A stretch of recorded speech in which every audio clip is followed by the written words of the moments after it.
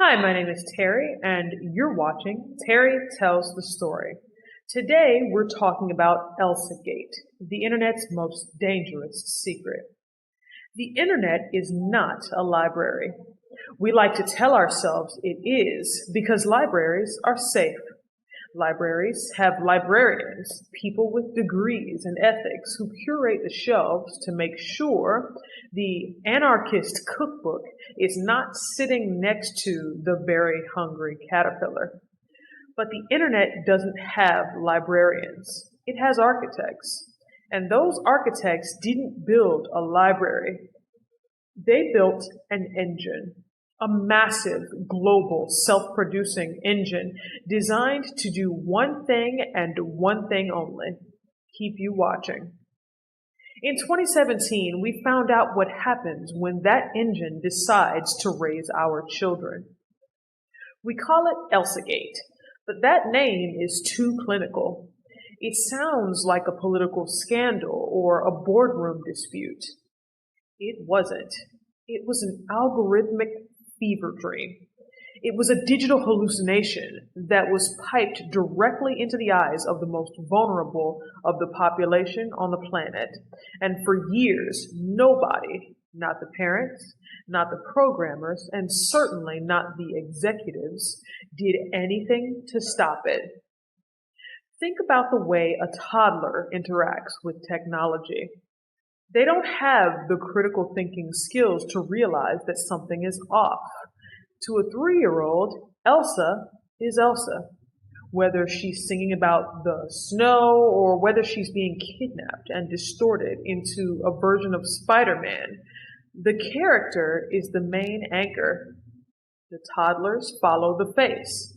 And the people who made these videos, the content farmers in places like Vietnam, Russia, and the United States, knew exactly how to exploit that anchor.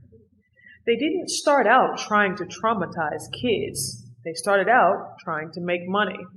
And on YouTube, money is a function of two things: keywords and time. If you combine the most popular keywords in the real world, Disney, Frozen, surprise eggs, and nursery rhymes, and you can make a video that keeps a child staring for 10 minutes, you have a winning ticket. But here's where it gets dark. The algorithm doesn't just look for what people like. It looks for what people finish watching. The machines noticed a glitch in human psychology. They notice that children, like adults, are transfixed by things that are confusing, repetitive, or slightly wrong. They notice that a video of Elsa getting a giant realistic needle in her arm had a higher retention rate than a video of Elsa just building a snowman. Why? Because the child is trying to process what they're seeing. They are stuck in a cognitive loop, and to the algorithm, a cognitive loop looks exactly like high engagement. So the machine started demanding more. It wanted more needles. It wanted more pregnancies. It wanted more characters being burned alive, or having their teeth pulled out, or being chased by masked figures. And because these content farmers were automated, they started pumping out thousands of these videos every single day. They didn't need writers. They didn't need an ethical board.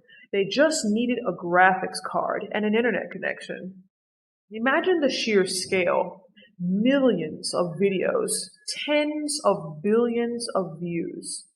All of them bypassed the safety mode because these were tagged as made for kids. After all, it's a cartoon, right? It's colorful. It has a nursery rhyme playing in the background. But if you actually sit down and watch them, you realize you aren't looking at entertainment. You are looking at a machine's interpretation of childhood. And that machine is a psychopath. There was no dialogue. That was the trick. By removing language, they did two things. First, they made the videos global. A kid in Puerto Rico could watch the same nightmare as a kid in Tokyo, and the ad revenue would flow from both. Second, they made the videos invisible to modern AI. In 2016, YouTube's filters were looking for bad words. They weren't looking for thematic trauma. They weren't looking for the uncanny valley where a familiar friend becomes a monster. It wasn't just content farmers either.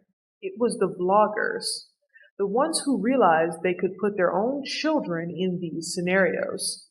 This is where we talk about channels like Toy Freaks.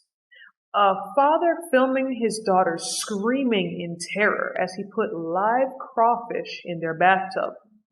He wasn't a creator, he was an algorithmic pimp. He was selling his children's genuine fear to a system that rewarded that fear with millions of dollars in Google AdSense. And because he called it comedy or pranks, the system let him stay for a while. The tragedy of Elsagate isn't just that it happened, it was that it was inevitable. When you build a system that prioritizes growth over safety, you are building a system that will eventually eat its own children. We gave the machines the keys to the nursery because it was cheaper than hiring humans to watch the gate.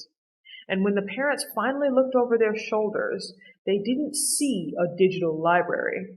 They saw a digital slaughterhouse. And here's the most terrifying thought. We think it's over. We think that because Google deleted the channels and updated the COPPA rules, that the problem is solved. It isn't. The hunger for engagement is still there. The machines are still learning. They've gotten more subtle. They've moved from Elsa to unboxing videos that are designed to trigger dopamine addiction in 4-year-olds. They've moved from needles to brain rot, content that moves so fast the child's brain can't even form a coherent thought. We didn't fix the internet. We just changed the skin on the monster. And the children who watched those videos back in 2017, they are teenagers now. They are the first generation to be shaped by an unsupervised AI that thought it was a good idea to show them a cartoon character in a cage. We don't know what that does to a person yet. We're still in the middle of the experiment. So, the Spanish I'm going to be teaching you today is Estoy enfocada. Estoy enfocada. And what that means is, I'm focused. If you like this video or you learned something new, drop a like down below. If you'd like to see more on this topic, a part 2 tomorrow, drop me a comment. And if you'd like to support this work that I do, there'll be a link to the Cashapp in the description box below. We'll see you next time.